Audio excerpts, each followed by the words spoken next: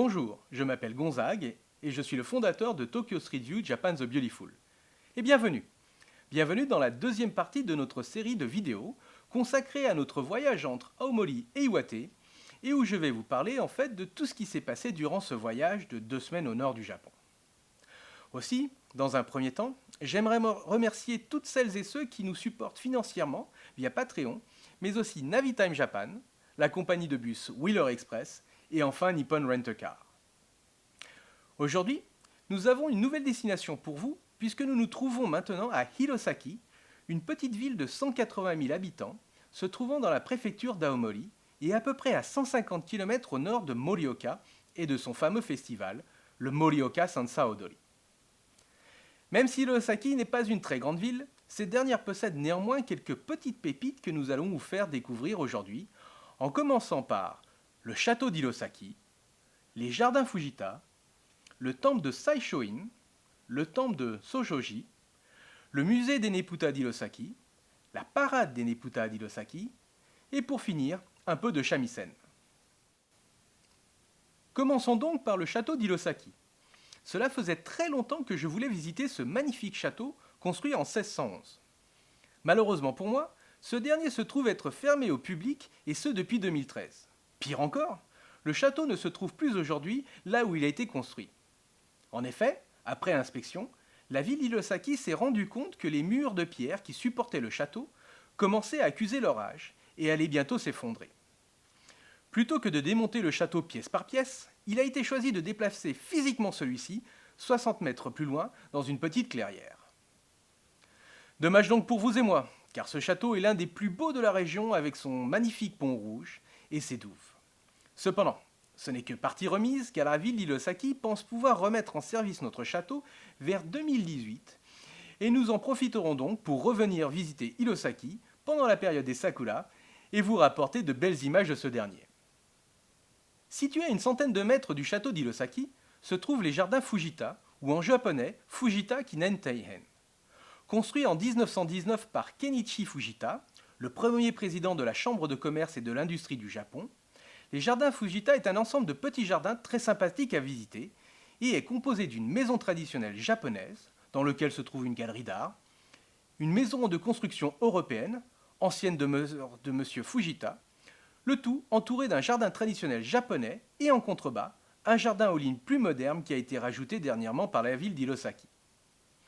Même si pour ma part je ne suis pas très fan des constructions européennes au Japon, il faut bien avouer que l'ancienne demeure de M. Fujita, maintenant un salon de thé, font parfaitement dans le décor. Bref, un jardin fort bien sympathique à ne pas rater si vous venez visiter Hirosaki. Passons maintenant à la partie plus traditionnelle de notre voyage, avec un détour vers le temple de Saishoin. Vieux de 350 ans, le temple commémore les victimes tombées lors de la bataille de Tsugaru, un quartier d'Hirosaki. Même si le temple en lui-même n'est pas des plus impressionnants, sa sanmon, ou porte principale, et sa superbe pagode de 5 étages de plus de 31 mètres de haut sont absolument magnifiques. Entourée d'érables, cette porte et cette pagode se trouvent être l'un des plus beaux spots de Koyo à Aomori, durant l'automne, avec des feuilles rouges et or sortant tout droit des plus belles cartes postales japonaises. L'entrée de ce temple est bien sûr gratuite, et comptez bien 10 à 15 minutes pour le visiter. Bien plus si votre but est de prendre un maximum de photos de l'endroit. Situé un peu plus loin de Saishoin, se trouve un autre temple qui mérite votre attention, le Sojoji. Temple principal d'un quartier d'Hirosaki dévoué au temple zen et où vous pourrez trouver 33 autres petits temples plus ou moins accessibles au public. Le temple de Sojoji a été fondé en 1629 et est aussi très populaire pour sa sanmon, grande porte en bois qui possède ici la particularité de n'avoir jamais été restaurée et vous offre donc la chance d'être en présence d'une structure de bientôt 400 ans. Même si la porte principale de Sojoji se trouve être ici le clou du spectacle, sachez que le temple offre aussi aux plus curieux des visiteurs la chance de découvrir l'intérieur du temple en lui-même et ses jardins annexes. Mais c'est là où j'avoue être très déçu par les lieux. Ici aussi, l'accès au temple est totalement gratuit. Mais si vous voulez le visiter, il vous faudra absolument prendre les services d'un guide payant coûtant 1000 yens par personne, pour pouvoir avoir le droit de visiter le temple et ses jardins. 1000 yens pour avoir un garde du corps qui vous épie tout le long de votre visite et qui va vous réciter un texte appris par cœur, texte se trouvant sur le site officiel du temple, je trouve cela un peu cher payé et se moquer du monde. Bref, si vous n'avez rien d'autre à faire à Hidosaki et avez 1000 yens en trop, allez-y faire un tour, mais sachez que vous allez dépenser votre argent pour rien. Allez-y, oublions cette petite mésaventure et allons tout droit au musée des Neputa d'Hirosaki. Et oui, la ville d'Hirosaki est aussi connue pour ses superbes Neputa, ou chairs japonais, sur lesquels sont montées de grandes lanternes plus ou moins rondes, allant jusqu'à 3 mètres de haut, et sur lesquelles sont peints de superbes œuvres japonaises inspirées des pièces de kabuki ou autres contes chinois. Ouvert toute l'année, le musée des Neputa d'Hirosaki vous donne donc la possibilité de non seulement connaître toute l'histoire liée à ces Neputa, mais aussi comment ceux-ci sont construits et opérés.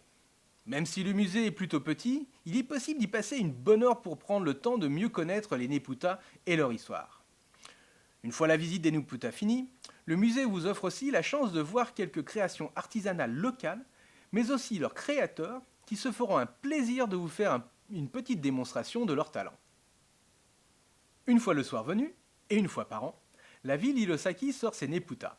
Et j'avoue avoir eu beaucoup de chance ce jour-là de voir défiler devant moi ces superbes chars et la magie qui les entoure. Sachez que pour l'anecdote, l'origine de ces chars remonte à une époque où certains démons se faisaient chaque été un malin plaisir à embêter les populations locales. Afin de faire partir ces méchants démons, le petit peuple s'est donc affairé à créer d'énormes lanternes ou épouvantails pour les faire fuir. Il m'est vraiment difficile de trouver les bons mots pour décrire ce spectacle et tout ce qui me vient à l'esprit n'est pas vraiment à la hauteur. Très honnêtement, si je devais ne recommander qu'un type de festival à voir au Japon, et ce avant de mourir, les Neputa d'Hirosaki, Goshagawara, Aomori seraient alors en premier de tête de liste. Après une journée bien éprouvante, j'ai eu la chance de faire un petit stop dans un restaurant ayant la particularité d'offrir plusieurs fois par semaine des concerts de shamisen et chant japonais. Alors qu'est-ce que le shamisen ? Le shamisen est une version japonaise de notre bonne vieille guitare, et dans la main d'experts, cette petite guitare à 3 cordes défonce à mort. Alors certes, ce n'est pas peut-être au goût de tout le monde, et j'avoue avoir eu du mal sur la partie chantante du concert. Mais dès qu'un solo de shamisen pointait le bout de son nez, j'étais aux anges.